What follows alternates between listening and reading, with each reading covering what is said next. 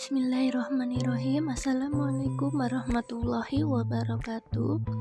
Baiklah, untuk hari ini kita membahas tentang jenis kalimat tanggapan. Nah, kalau minggu kemarin kan kita sudah membahas tentang jenis teks tanggapan. Sekarang jenis kalimat tanggapan. Jadi beda ya antara teks dan kalimat. Kalau teks itu merupakan suatu gabungan dari kalimat.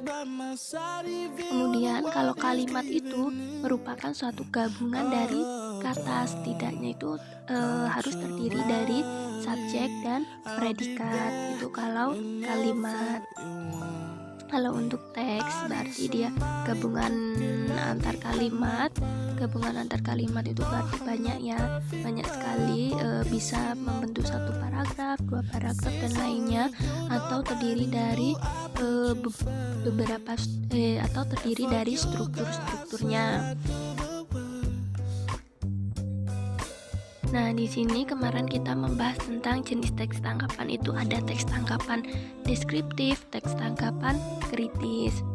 Kalau untuk jenis kalimat tanggapan itu terdiri dari kritik, pujian, sanggahan, penolakan, dan persetujuan. Untuk yang pertama yaitu kritik. Nah, kritik itu merupakan suatu kecaman atau tanggapan yang sering diuraikan dengan uraian dan pertimbangan baik dan buruknya suatu kebijakan, karya, pendapat, atau penampilan seseorang. Jadi kalau kritik ini kita mempertimbangkan baik buruknya ya dalam suatu mungkin itu kebijakan ataupun karya, pendapat, dan lain-lainnya. Di sini ada contohnya. Orang tua hendaknya jangan melepas begitu saja anak-anak mereka. Orang tua harus mendampingi putra-putrinya dalam menonton acara televisi. Saat ini banyak tayangan televisi yang tidak patut ditonton, apalagi dicontoh oleh generasi muda.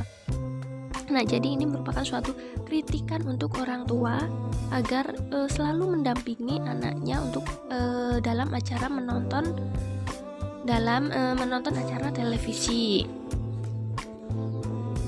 Kemudian pujian itu merupakan suatu pernyataan pengakuan dan penghargaan yang diutarakan suatu kebijakan atau keunggulan atau hasil yang spektakuler terhadap sesuatu. Nah, jadi ini suatu pujian. Kita memuji sesuatu ataupun seseorang. Contohnya, kami bangga padamu. Meskipun memiliki keterbatasan ekonomi, kamu berhasil lulus dengan predikat baik. Kamu contoh perjuangan anak bangsa. Jika kita berusaha, semuanya bisa tercapai. Jadi di sini memuji seseorang. Kemudian sanggahan. Nah, sanggahan itu merupakan suatu pengungkapan ketidaksetujuan terhadap suatu masalah atau pembicaraan. Nah, jadi di sini ini pengungkapan ketidaksetujuan, tetapi di sini disampaikan secara baik. Contohnya, pada desanya saya ini setuju dengan pendapat saudara. Lebih bijaksana jika kenaikan harga BBM ditunda terlebih dahulu hingga ditentukan waktu pas untuk menaikkan harganya.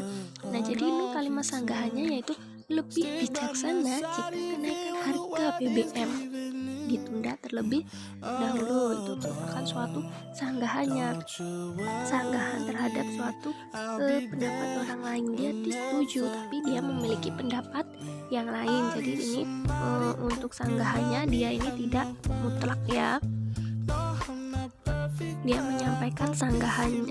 menyampaikan pendapatnya dengan tidak menjatuhkan orang lain. Nah, di sini ada persetujuan.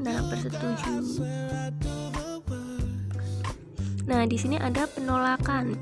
Penolakan ini suatu pernyataan yang menunjukkan ketidaksetujuan atau kurang setuju, kurang sependapat atau membantah dalam suatu hal. Nah, berarti di sini penolakannya mutlak.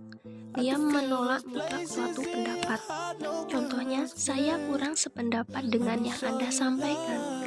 Karena wirausaha memerlukan modal, bukan hanya kemauan. Itu adalah kalimat penolakan. Selanjutnya yaitu persetujuan. Nah, kalimat persetujuan itu merupakan suatu pernyataan menunjukkan kesetujuan dalam suatu hal. Jadi ini setuju, tidak menolak.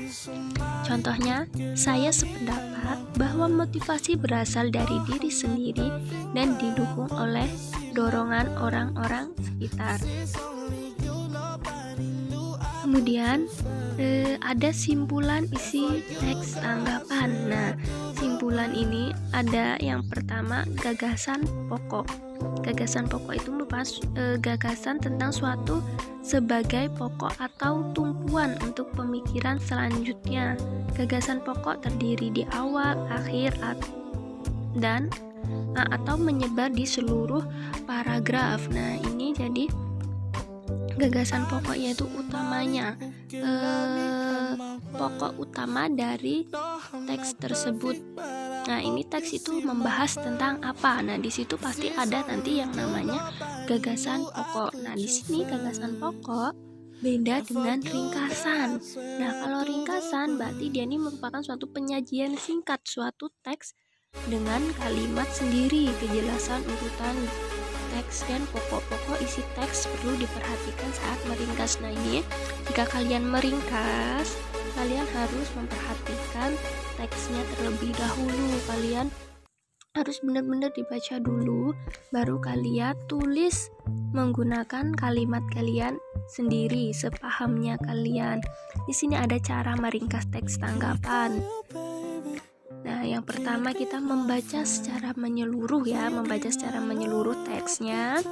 Kemudian kita catat ide-ide pokok setiap paragrafnya. Nah, ide pokok itu kan setiap paragraf ini itu tentang apa? Kita harus tahu dulu. Misalnya itu tentang apa ya yang mudah.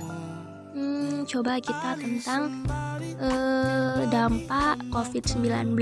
Nah, di situ kita tertuliskan dampak COVID-19 bukan hanya di kesehatan, terus ekonomi, sosial masyarakat, bahkan sampai ke pendidikan, di bidang pendidikan. Nah, mungkin di situ bisa kita contohkan sebagai ide pokok paragraf. Nah, nanti di situ di ide itu masih bisa dijabarkan lagi dengan berbagai sanggahan yang lain atau pendapat yang lain dan lain-lainnya. Ketiga, kembangkan ide pokok tersebut menjadi kalimat-kalimat yang disusun dalam bentuk baru dan berbeda. Nah, jadi ide pokok itu setelah kita menuliskan, kita sudah menentukan ide pokoknya. Nah, kita tulis sendiri dengan kalimat sendiri. Jadi kita tidak terlalu kopas dengan buku. Jadi kita sistemnya ATM, amati, tiru, dan modifikasi, itu untuk meringkas. Kemudian yang keempat yaitu buatlah ringkasan teks tanggapan sesuai dengan isi dalam teks tanggapan. Nah, itulah materi hari ini. Jika ada yang belum paham, silahkan untuk ditanyakan. Bunda akhiri, assalamualaikum warahmatullahi wabarakatuh.